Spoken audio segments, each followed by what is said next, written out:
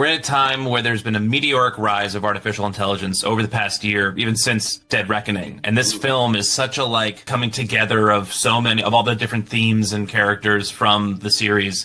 In particular, the entity and the anti-god, which, you give this amazing monologue in Mission Impossible 3 about that scared me to pieces. The anti-god. It was like an accelerated mutator, a sort of, like an unstoppable force of destructive power that would just lay waste to everything, to buildings and parks and streets and children and ice cream parlors, So whenever I see a rogue organization willing to spend this amount of money on a mystery tech, I always assume it's the anti-god. Can you break down the connection between the entity and the anti-god and how that works?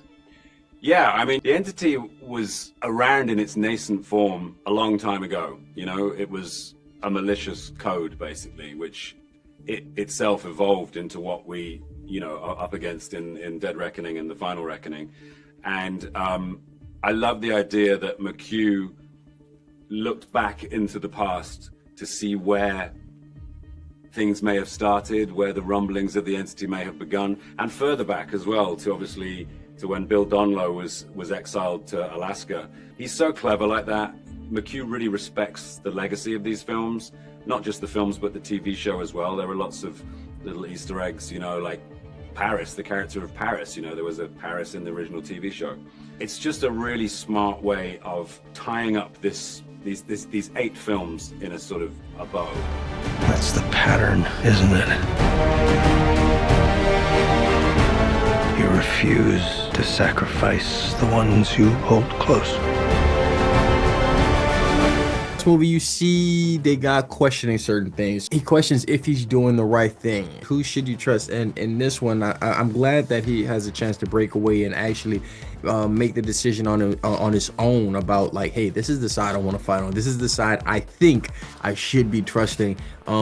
Because before it was more so of I have to follow orders because this is my job. I'm a CIA agent. But I think they made the right choice by going with trusting these hooligans, is what I call Benji, Paris, Grace, and Ethan. I mean, they really complete each other too. They form a great team. Yeah. For me, the character starts with this kind of quest for revenge with Gabriel because he betrayed her. I think it was a beautiful arc of the character to play with, and her joining the team and having to explore feelings and caring about others and things like that. She was a killing machine and really enjoying destroying everything with a touch of vulnerability at the end of the movie. But for this one, I got to interact with some great people like Tarzan.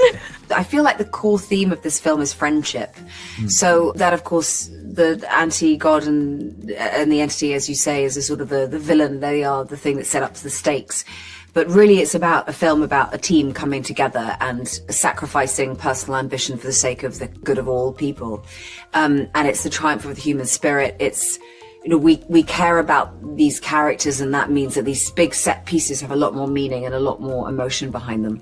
They've centered humanity at the core, and the sort of the moral compass of Ethan Hunt and his team is sort of so beautiful and so heartfelt. Why do you think right now it's important to prioritize humanity? Because what do we have left without it? We have to. We're made to be in communion with one another, with each other. So even though that's a great tool, we need to keep it in its lane and its benefit to us, not to detriment of us.